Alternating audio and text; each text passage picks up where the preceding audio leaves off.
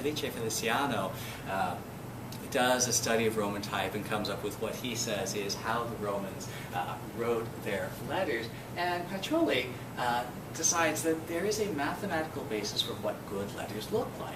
And so here's one of Pacioli's letters, and he includes these letters, the construction of these letters in an appendix to his work, The Divine Proportion. And these letters are primarily based on a square with a circle inscribed in it, and there are certain ratios. 1/9, the thick limbs of the letters here are 1/9 of the height or width of the square, and the thin limbs are going to be, the thinner limbs here and here are going to be half of that width. Again, note the whole number ratios that Pacioli invokes here. And again, in the description of all of his letters, there's no mention, there's no idea that we even want to use the golden ratio in any of these. All of the ratios Pacioli uses here in his description of the letters, they're all rational ratios.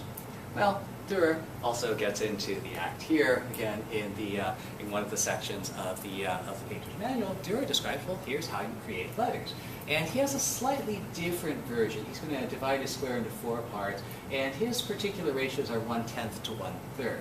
So this is 1/10 the height. The thin limbs are 1/3 of the height, and then these circles that give us the serifs are 1/7 of the side of the square. So we construct our letters. There's particular ratios. There's a very specific way that the top of the letters meet, and then the circles that gives us the serifs are going to have again a very specific ratio to the height of the square.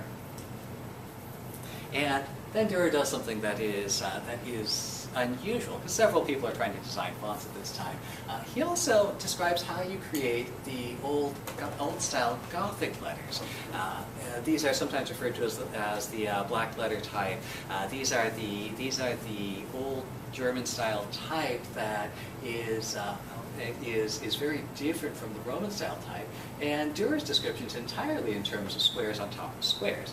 So he also describes these letters as components of other letters. So your base letter is the I. So we're going to stack 3 squares on top of each other. We're going to arrange 2 more squares, and the arrangement of those squares, we're going to divide the side into 3 parts. This one, the diagonal is aligned vertically. In this particular printing, the diagonal is very slightly off from the vertical. And likewise, this one is, the diagonal is aligned vertically. And here's our 1/3 mark. Here's our 1/3 mark. And that gives us the I. Take the I, put it next to a copy of itself. That gives you the U. And again, the B is going to be a composition. You can see inside the B we have the U, and then we have the top part of the B that's going to be generated from that. And if you want the fancier capital letters, we essentially take the basic framework of the lowercase letter. We add a couple of serifs, a couple of additional squares. Again, it appears that Dürer is the first to offer a way of geometrizing the construction of the lowercase letters. Pacioli, Felice Feliciano, and the others all describe how to construct capital letters. Dürer seems to be the first to also consider the lowercase letters worthy of discussion.